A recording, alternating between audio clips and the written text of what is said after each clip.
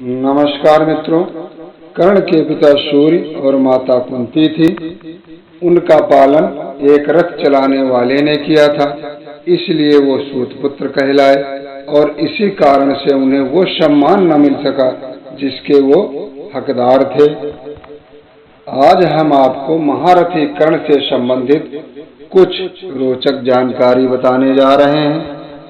कर्ण द्रौपदी को पसंद करता था और उसे अपनी पत्नी बनाना चाहता था। साथ ही द्रौपदी भी कर्ण से बहुत प्रभावित थी और उसकी तस्वीर देखते ही यह निर्णय कर चुकी थी कि वह स्वयंवर में उसी के गले में वरमाला डालेंगी, लेकिन फिर भी उसने ऐसा नहीं किया। द्रौपदी और कर्ण दोनों एक दूसरे से विवाह करना चाहते थे, लेकिन सूतपुत्र होने की वजह से यह विवाह नहीं हो पाया। नियति ने इन दोनों का विवाह नहीं होने दिया, जिसके परिणाम स्वरूप कर्ण पांडवों से नफरत करने लगा।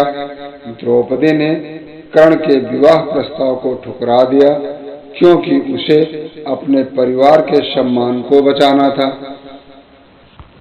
द्रौपदी के विवाह प्रस्ताव को ठुकरा देने के बाद कर्ण ने 2 विवाह किए। किन हालातों में और किससे कर्ण ने विवाह किया था?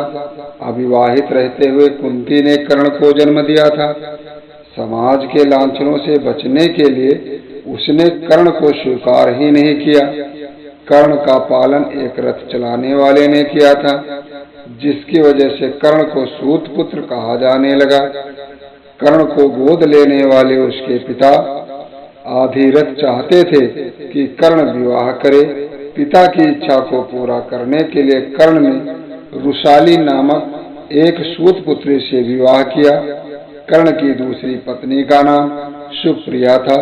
सुप्रिया का जिक्र महाभारत की कहानी में ज्यादा नहीं किया गया है।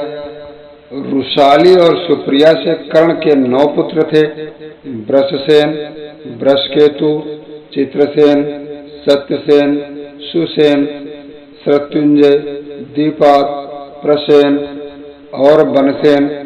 कर्ण के सभी पुत्र महाभारत के युद्ध में शामिल हुए, जिनमें से 8 वीर गति को प्राप्त हो गए। प्रसेन की मौत सात्यक के हाथों हुई, शत्रुंजय, वृषसेन और दीपात की अर्जुन के हाथों हुई, बनसेन की भीम के हाथों हुई, चित्रसेन, सत्यसेन और सुसेन की नकुल के द्वारा मृत्यु हुई। वृषकेतु एकमात्र ऐसा पुत्र था जो जीवित रहा। कर्ण की मौत के पश्चात उसकी पत्नी रुसाली उसकी चिता में सती हो गई थी।